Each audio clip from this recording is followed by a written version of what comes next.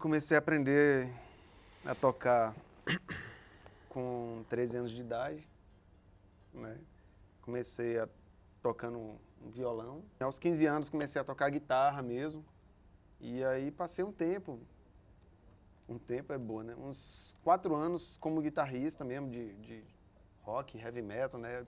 Depois decidi fazer um curso de música, né? Eu escolhi como profissão mesmo, né? Tentar fazer uma faculdade de música. Aí tive que, infelizmente, largar para poder me dedicar mais ao estudo do violão erudito.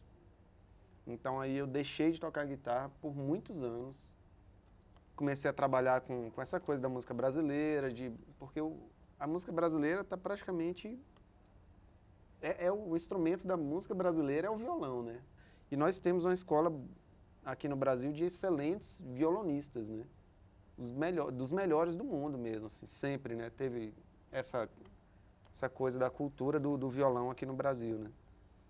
Então, por vários anos eu fui violonista somente, né? E trabalhando com isso.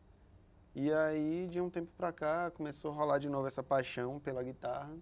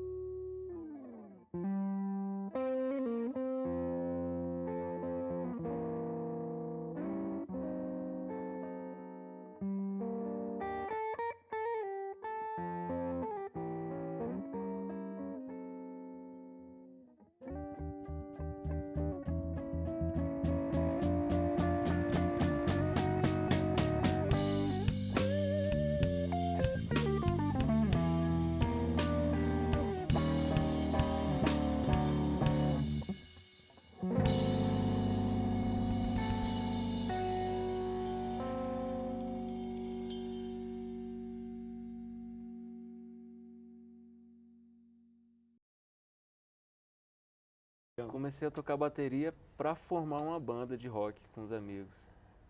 Eu morava ali na colina, perto da UNB, e daí a gente falou, vamos tocar? Vamos. Eu vou tocar violão. Daí eu falei, então eu vou tocar bateria. E o outro falou, eu quero tocar guitarra. Não, eu vou tocar guitarra. Eu bateria, o outro queria guitarra também. A gente falou, velho, vai ter que ser baixista. Fizemos uma banda e eu comecei a estudar, né? Fazer aula de batera e toquei ali durante um tempo. Já tocava nas festinhas da universidade, que eu morava ali do lado, vários amigos estudavam lá. Mas era um lance bem rock and roll mesmo. E já com Jimi Hendrix, Led Zeppelin, nessa praia assim. Eu acabei entrando num curso de Ciências Sociais na UNB, fiz o curso, mas durante esse curso eu continuei tocando e daí já abri para tocar outras coisas também, o forró, a música brasileira. E comecei a trabalhar com isso, dar aula de bateria. Então, quando eu me formei em Ciências Sociais, em 2004, eu parei com as Ciências Sociais. Daí fiquei só na bateria mesmo.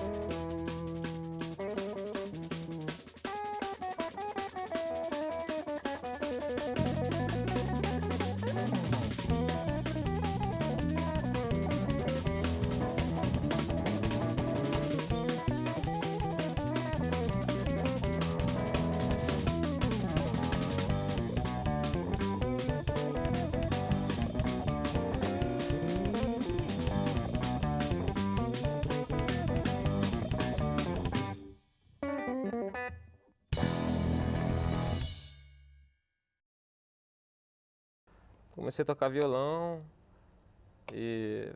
mas sempre compondo, assim, foi uma relação mais de compositor. Nunca tive habilidade, assim, era uma coisa de... usava para compor, que até por não escutar direito, eu sempre achei mais difícil imitar. Então, o trabalho que tinha para imitar, eu acabava falando, não, melhor compor uma coisa nova, porque ninguém conhece, ninguém vai saber se tem algum problema. Né? Mas aí, nessa, já montei logo banda de hardcore, de rock pesado, metal, thrash. Mas aí a história do baixo, ela já surgiu com uma banda que a gente montou, que tocou também muito tempo, uns 5 anos. Uma banda que eu tinha chamada Chalé Verde, que eu cheguei no ensaio, já tinha 2 guitarristas. Eu era muito ruim na guitarra, então falei, melhor eles mesmo, né? Bateria... Eu não tinha bateria, não tinha como treinar e tinha um baixo encostado no estúdio, que era do pai de um dos caras. Aí peguei o baixo, falei, cara, é uma nota por vez, é muito mais fácil aqui, o negócio de ficar estudando é coisa de playboy. Aí vi que, pô, foi facinho, aí tocava o baixo ali, tocando blues, era uma coisa mais assim, rock, blues. foi quando comecei a ingressar no rock and roll, tal, mais leve, né?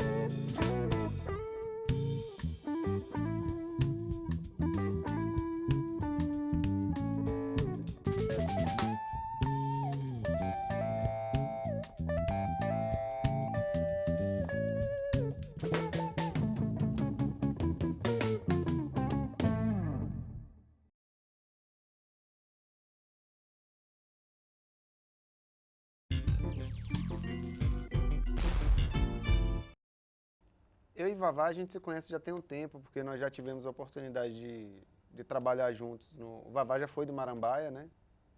Já tocou no Marambaia. Então já conheço o Vavá há muito tempo já. A gente é amigo de de alguns anos já. E Thiago eu conheci até por intermédio do Vavá, porque o Thiago toca no Toró de Palpite, que é a banda, o trabalho solo do Vavá, né? E aí eu tive a oportunidade de substituir o João em um show e a gente começou a ensaiar, começou a se conhecer, aquela coisa toda. Mas o Passo Largo em si surgiu assim da vontade de fazer uma coisa que a gente não fazia há muitos anos, na verdade, né? Porque Vavá enfim, tá sempre tocando em forrós, tá sempre acompanhando a galera, então tem essa vivência da música brasileira, né? De tocar música brasileira.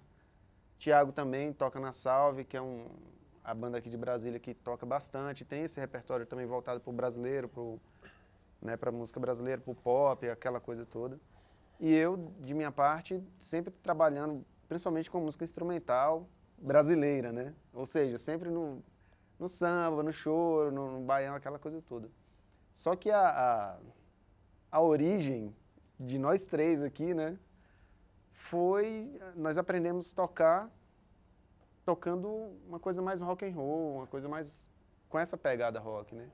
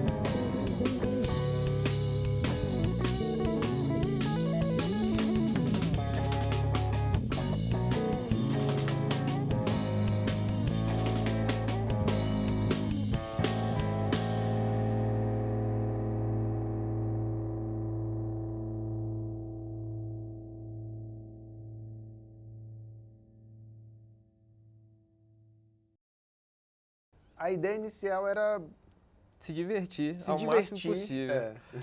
A gente começou tocando rock.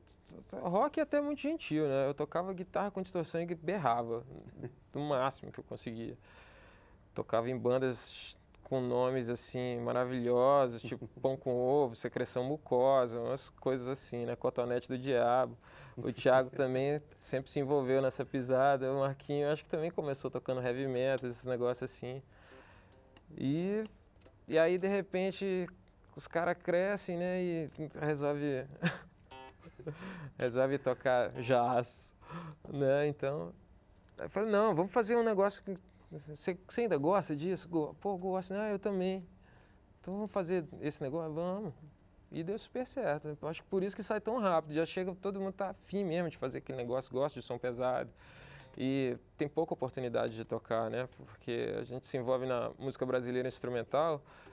É muito raro, assim, a gente não conhece nem muitas bandas que fazem isso de, o cara toca um baião ali e de repente puxa para um heavy metal, para um rock, uma coisa assim. Geralmente a coisa fica mais, né? Tem as sessões, estilos, né? E a gente gosta de tudo. A gente tem esse problema sério, né? Que Isso é um problema muito tudo. sério, como é o caso dos arranjos do Gonzagão, por exemplo, porque é um baião. Então, mas quando a gente trouxe a música pra gente, beleza, vamos tocar um Gonzagão? Vamos, vup. Aí quando a gente começa a tocar, aí a mente já começa a trabalhar de um jeito diferente, né? Como cada um fala uma coisa, podia fazer assim, podia fazer assado. E aí acaba dando uma cara um pouco diferente, né, para as músicas, assim, que na verdade é só um jeito de tocar.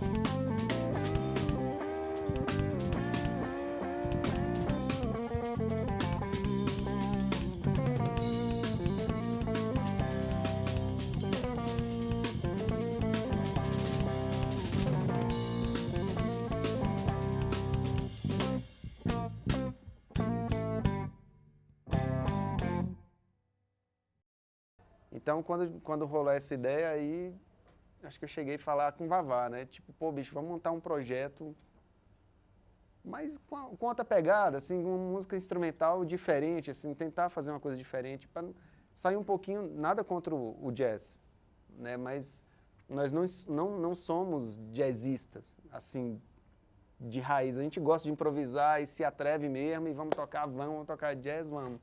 Mas não é aquela paixão, assim, do tipo, pô, que legal tocar jazz. Eu lembro que no segundo ensaio, aí eu peguei e falei, pô, galera, eu trouxe uma música aí pra gente tocar. Aí, pô, então vamos tocar. Aí foi instantâneo, assim, o negócio foi assim, puff, que é a música que dá o nome pro grupo, que é o Passo Largo. Porque a ideia não é tocar uma música difícil. Caramba, é muito difícil tocar isso, né? Não é, a ideia do Passo Largo não é essa. É tocar uma música que tem um groove, que tem uma melodia e que, pô, a gente consiga interagir entre nós três. O grande lance do Passo Largo é a gente tocar junto, de compor junto, de tocar as coisas, de ter uma concepção nesse sentido, assim, de grupo mesmo, né?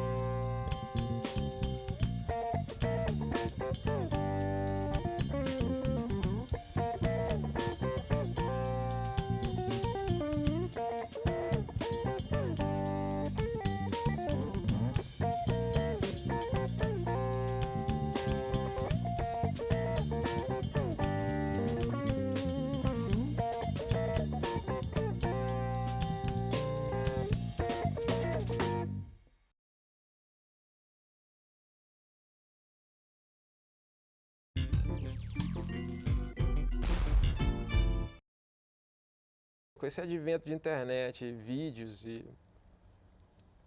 isso aí é bom para qualquer artista, né? Porque artista é um bicho amostrado, né? Ele quer aparecer, né, de alguma forma. Se ele não aparece, é melhor ficar no chuveiro. Isso porque deve ter muita gente que se filma tomando banho, né, também para botar na internet, né? E isso foi muito legal, porque você bota a câmera ali, eu componho muito, tenho mais de 100 composições, assim, é tipo o Marquinhos. O Marquinhos também, você pede para ele volta com 5. Eu faço a mesma coisa, só que com músicas com vocal, né, com letra. Como eu já disse, eu gosto muito de escrever e tal. E aí a coisa do vídeo, ela dá vazão. Por mais que você não apresente ao vivo, não faça shows, a internet é legal por causa disso, porque estimula o cara a produzir.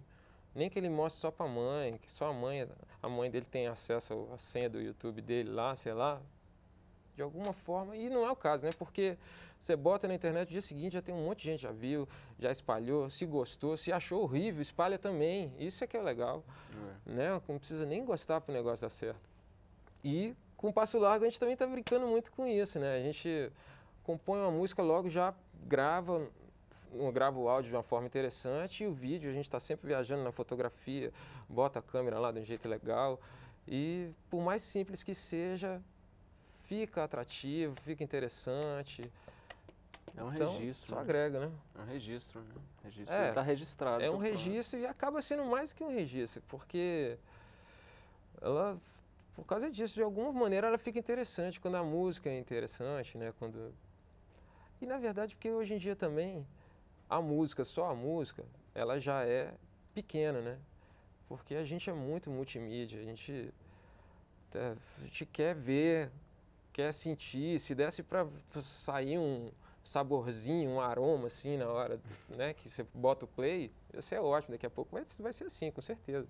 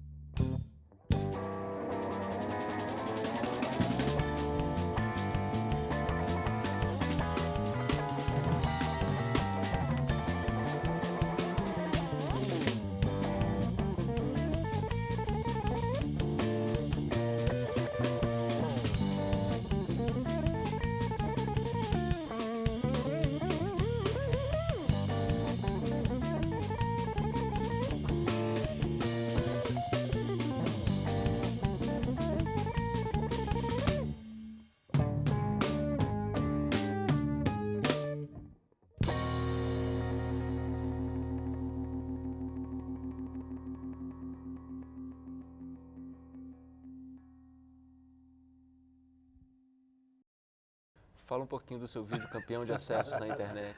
Ah, esse é legal, né? Cara, a gente tava conversando disso agora há pouco. A minha mãe tinha me falado que iam demolir o prédio. 2 prédios. 2 prédios, né? Aí, mas eu nem dei a menor bola. Falei, ah, tá. Mas aí um amigo meu, poxa, Vavá, vão demolir o prédio, você tá entendendo? Vamos lá, grava alguma coisa, aquela música que você fez, porque eu fiz uma música pro pessoal do movimento do Santuário dos Pajés, ali do Noroeste. Eu não me envolvi, assim, de ativismo e tal, mas tinha muitos amigos envolvidos ali com a causa, e fui lá, conheci e tal, e fiz uma música meio que dedicada a esse movimento todo. E aí, essa mesma galera que estava lá, tem uma equipe de cineastas e documentaristas e tal, que gostaram muito da música e tal, e são meus amigos também. Aí, quando eles viram que iam demolir os prédios, eles, cara, o conceito do absurdo fantasmagórico, vamos lá, tal. Aí eu falei, cara, lógico. Pô, e foi isso. Cheguei lá, toquei a música durante uns 20 minutos, a mesma música, repetindo, sem parar, esperando o prédio cair, porque eles disseram que ia dar um sinalzinho, né? Só que se deram o sinal e esqueceram de apertar o botão, né? E ficou lá, repeti a música umas 20 vezes, com um mundo de gente assim na minha frente, só eu de costas pro prédio que ia ser demolido. Uma plateia gigante.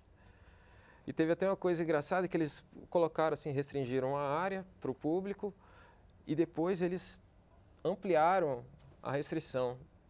Aí o público começou a interceder a meu favor.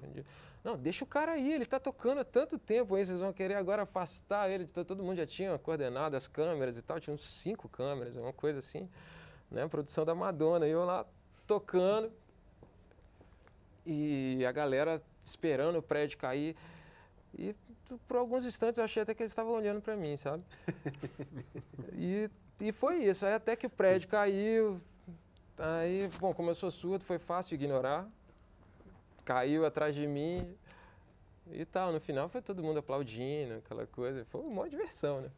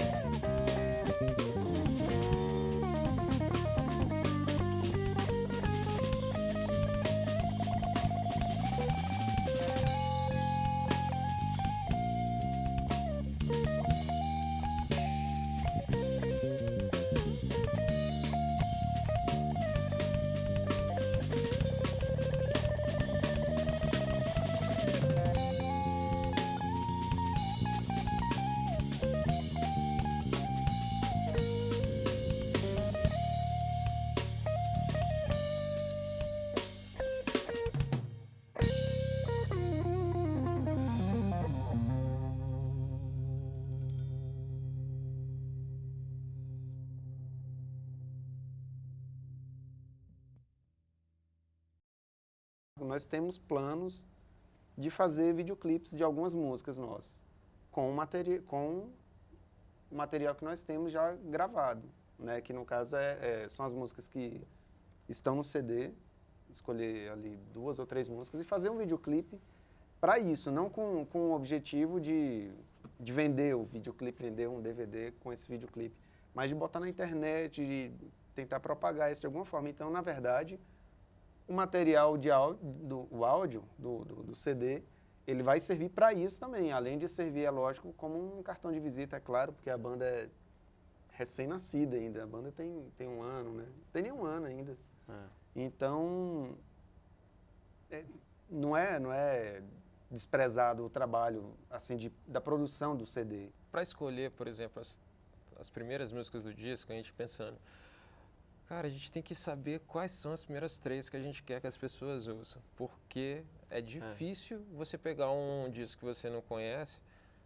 É claro, né? Tem hábitos e tem hábitos, mas é muito raro hoje em dia o cara pegar um disco de uma banda que ele não conhece e ouvir até o final. Então vai ouvir as primeiras 3. Um DVD, então, o cara pegar um DVD, botar no computador ou na televisão, sentar e vou conhecer esse conjunto, este trabalho inédito. Nossa, junta a família. É difícil demais. Então, realmente, você gravar um DVD, quando você já conhece o artista, já é raro o povo assistir, né? Quando não conhece, como um material de divulgação, assim, é muito mais complicado. Eu acredito mais no videoclipe também.